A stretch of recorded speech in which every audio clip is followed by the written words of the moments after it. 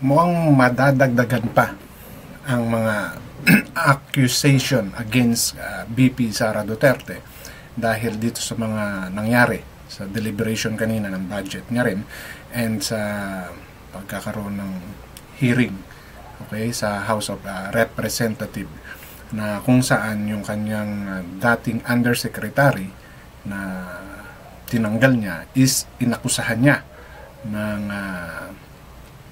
mga bagay na kaya niya tinanggal. And ang problema, parang mas may ebidensyang ipinakita kagad itong undersecretary niya. Okay, dahil doon sa mga sinasabing suhol, I don't think, we are not yet sure kung suhol ba talaga yun, but doon sa ipinakita nitong undersecretary is malinaw na merong nangyari nga. Okay, so mukhang madidiin lalo dito si Inday Sara and baka mas lalong mabawasan pa ang budget na nakalaan para sa kanyang gagamitin for the 2025. Di po ba? Dahil nga from 2 billion nasa 600 million something na lang ata. Di po ba? So dito sa video clip na to ay ating mas malilinawan kung ano po yung aking sinasabi. But bago po ako magpatuloy, kung bago pa lang po kayo sa aking channel, please don't forget to like, share, and subscribe na rin po. And pakihit ng notification para maging aware kayo sa aking mga upcoming content. Any suggestion, recommendation, please leave it on our comment section.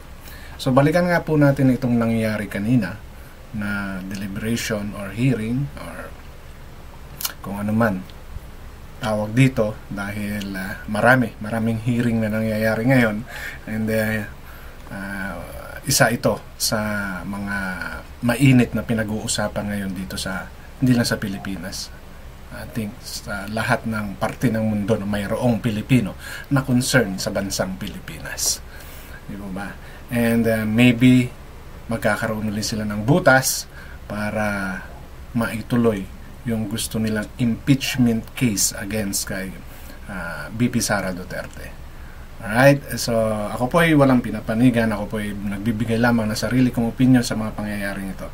And with this, I can say an evidence that can be used, but depende yan kung paano yung prosesong gagawin nila. Kung talagang i-impeach nila si Inday Sara is, well, nasa mga abogado or nasa mga taong may alam talaga sa batas kung pwede bang gamitin ito.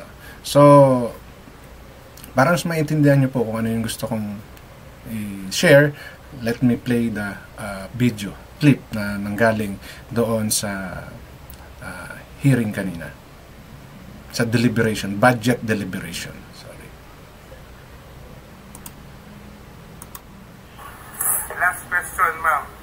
At least, Mr. Chair, I would know the Vice President is watching us because she just had a press conference and she said that she's denying giving former Undersecretary Gloria Mercado 50,000 for 9 months. If I'm not mistaken, itong press conference na to, ito ata yung pagsasabi niya na hindi siya magbibitaw sa kanyang tungkulin bilang BP.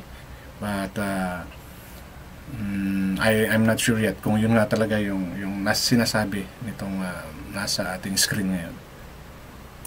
And the Vice President saying that Mercado was let go because she used DepEd to solicit donations from the private sector amounting to 16 million without her knowledge. And she adds that she will provide... So kaya pala natanggal itong si Mrs. Mercado because of the solicitation amounting to 16 million. And kaya siya tinanggal. Okay? Yun yung accusation ni Sara Duterte, kaya siya natanggal bilang undersecretary. Okay? Media with paper trail to back up her claim, describing Mercado as a disgruntled former DepEd official.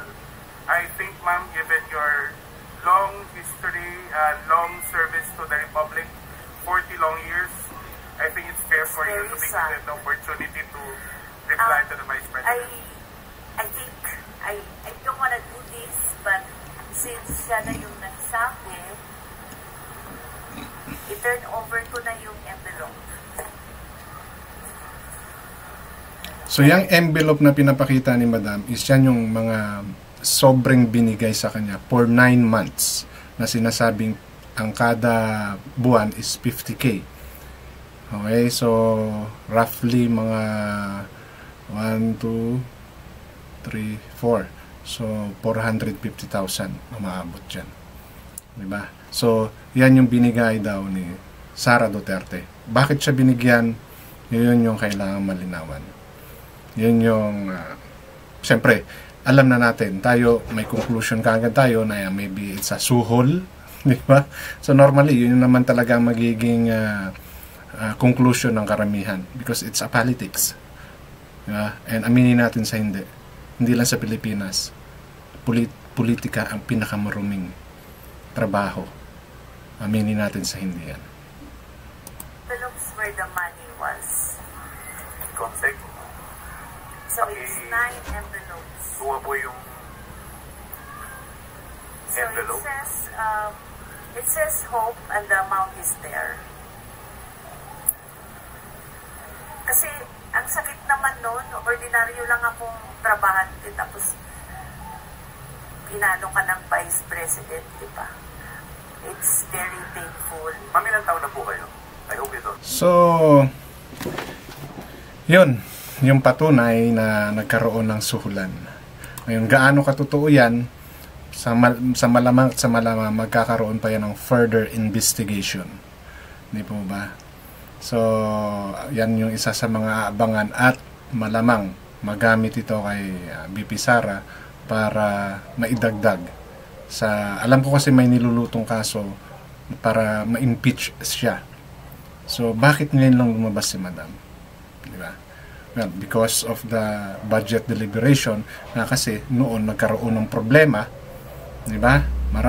Prior to this, marami ng mga allegation nung nagkaroon ng budget deliberation para sa 2025 budget ng BP.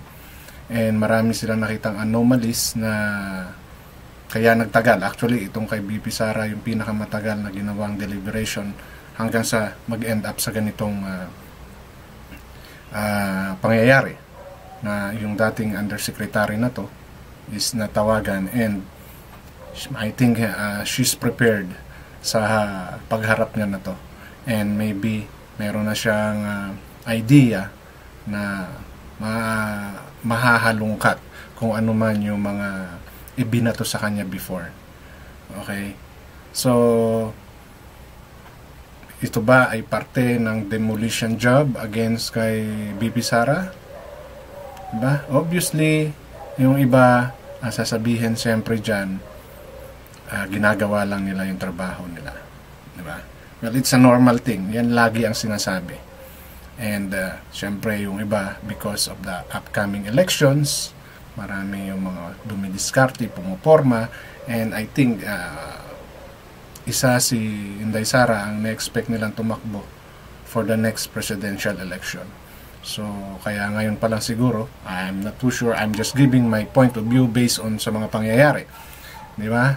So, kung titignan kasi natin yung takbo ng pangyayari ngayon, dahil sa mga sigalot na nangyayari, at dahil sa mga batuhan ng kanya-kanyang mga kampo, vloggers, so maraming lumalabas na mga hindi dapat lumabas.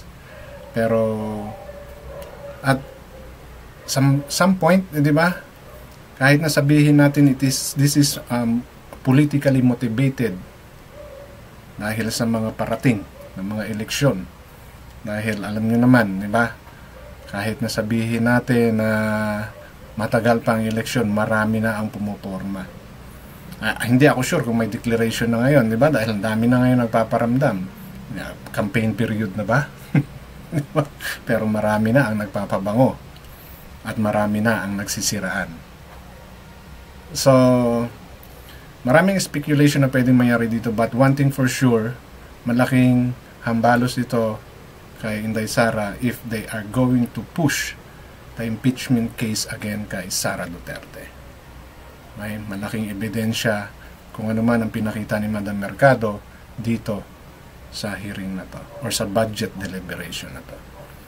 Okay, so yun lang po muna ang gusto kong i-share dito sa video na to and maraming salamat.